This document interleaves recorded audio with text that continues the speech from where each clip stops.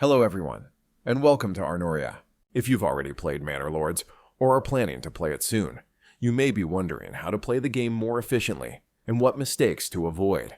As the game can last for a long time, these tips will help you have a better experience, and avoid wasting time trying to figure things out. I hope you enjoy this video and get some value from it, so let's get started. Starting location and map. There are 8 regions on the map, each with different sizes, fertility, and resources. Each time you start a new game, you can end up in a different region. Resource deposits spawn in random locations and vary in amount. Every region has wild animals, berries, iron, stone, clay, and trees, and different fertility. However, 2 of these resources are typically more abundant than others. So for example, this region has a rich iron deposit, which not only contains more iron, but can also be upgraded to a deep mine later on for infinite iron. It also has good fertility for flex and barley.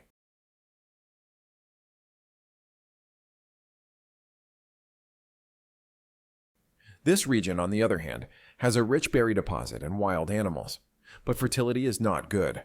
A region with rich berry and deer deposits can provide a comfortable start. At the same time, an area with iron and fertility offers a more dynamic and rewarding farming experience, allowing you to produce a lot of weapons and barley or flax, which is required for upgrading to level 3 Burgage plots. Roads. Building roads is free, and they are needed to connect buildings for people and oxen transporting goods, so be sure to connect all buildings. When starting out, some roads are already built. They are king's roads and can't be removed, but in some regions, there are roads in the middle that can be removed if you try more than once. Planning your city ahead. Before starting to build, first think about how and where you want to build your structures. First, check fertility so you know where to leave empty for future farming, or where you want as a forest for wood production. At the start, you may have a lot of trees, but the more the city grows, the more timber is needed, but also a bigger area to regrow trees as it takes a lot of time. Transportation. The first thing you need to do in the game is to buy another oxen and build a hitching post beside the one you start with. Oxen are used to haul around timber, and if you take the right development branch, it can be used to plow a field. They are also used in sawpits, so consider buying another one early on.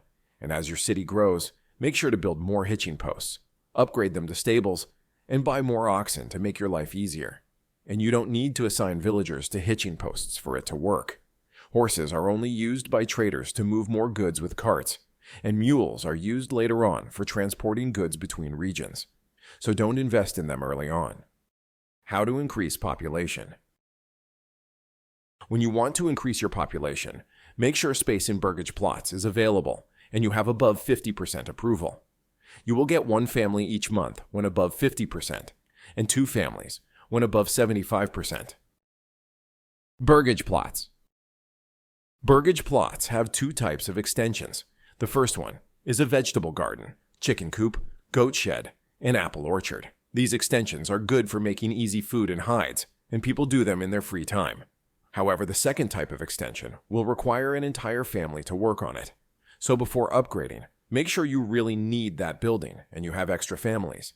Also, build Burgage plots around the market and close to a storehouse so you can supply your people much faster.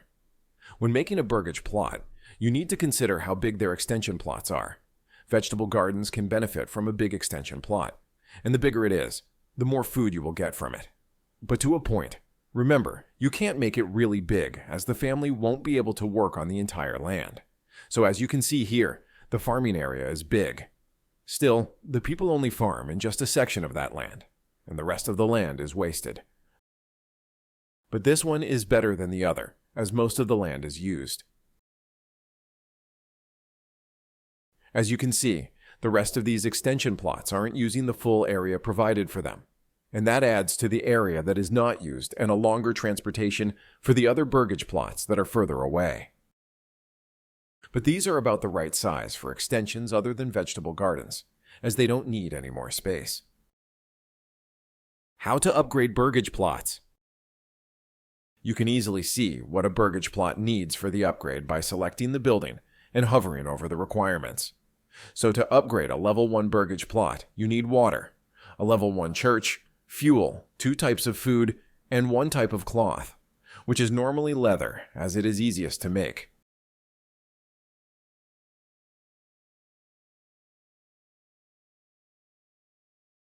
Upgrading a level 2 Burgage plot requires a level 2 church, tavern, and 1 additional type of food and cloth than before.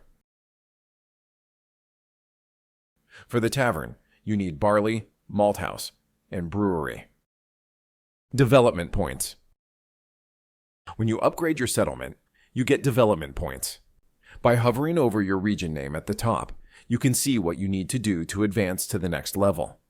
What you need to know, and that is very important, is that you can only get 6 development points, and the choice you make is going to be final.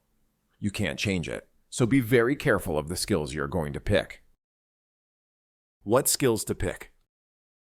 Some of the most useful skills are forest management, heavy plowing, charcoal burning, deep mining, and fertilization.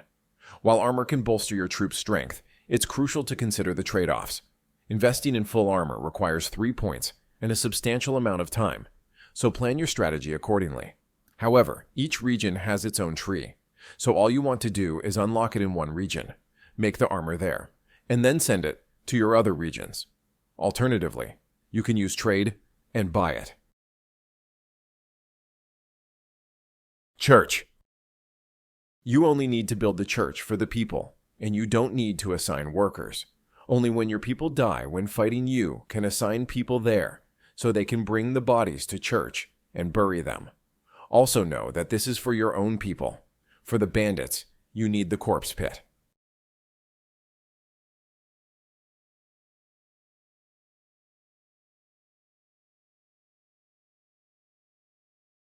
Seasonal work. Some buildings, such as farms and farmhouses, forester huts, berry deposits, and sheep farms, are ineffective during winter, as people can't plow or sow the field, shear sheep, plant trees, or pick berries in the winter. Therefore, make sure to assign the people who are working on those buildings to other jobs during winter. Also, remember to check the storage for resources a building needs to produce goods. For example, a dyer's workshop needs berries to make dyes. But if it is winter and people have eaten all the berries, then you won't be able to make dyes during winter. Farm sizes and farmhouses. It's better to have smaller fields for farming.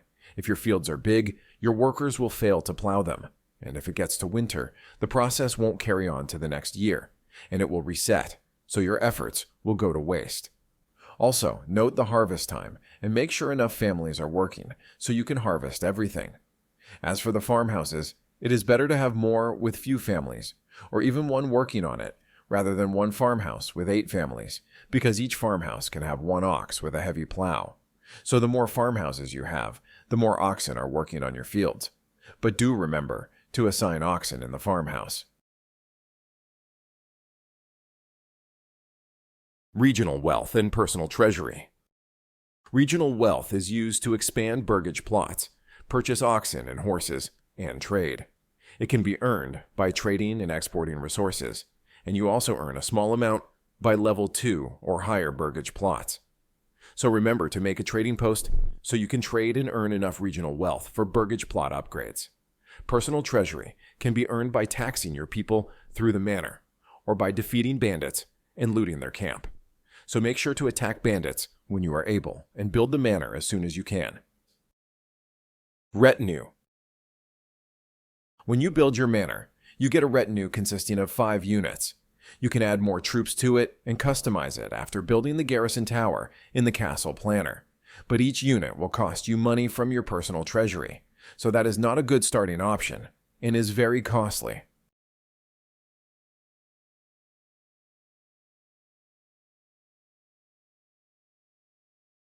Claiming new regions. Claiming an unclaimed region is easy. All you need is 1,000 influence and defeating the bandits there. But claiming an area from an AI lord needs 2,000 influence and a big army to fight them. So attack bandits, earn influence, and claim an unclaimed region early on instead of waiting for the late game.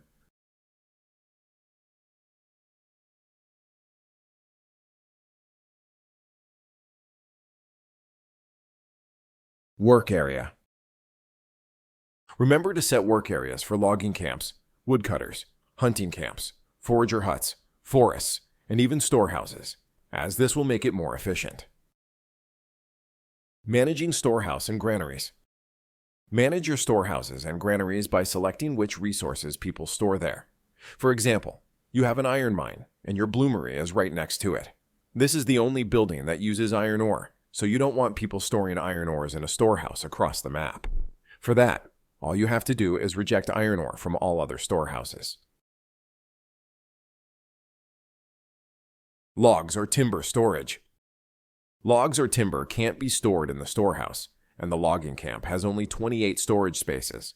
If the storage gets full, the people go idle, and if you want more storage, you need more logging camps. Sawpit. It is better to have multiple saw pits with only one worker assigned to them, and also assign a permanent oxen to each one when possible. This will prevent the saw pit from going idle and producing no planks. Trade. Trading resources and trading animals have two different buildings. To set up a trade, all you need to do is choose import or export next to the item, and then set the amount you want to keep or buy. You can also set a trade route that a merchant will visit to buy that specific resource. Do keep in mind that you need people working in the trading post so you can trade. Wells and fire. You can play with one well just fine, but having wells close by reduces the travel distance for drinking water and makes people capable of putting out fires much faster. Tab key and market. You can use the tab key to see information about building type, level, and workforce. To see information about food, fuel, and clothes, you can use the market and hover over each one to see its information.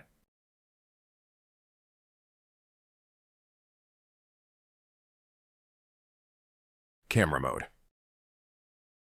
You can use camera mode by holding Ctrl+C at the same time and enjoy the view of your city without the UI. If you have any additional helpful tips, please feel free to share them in the comments section.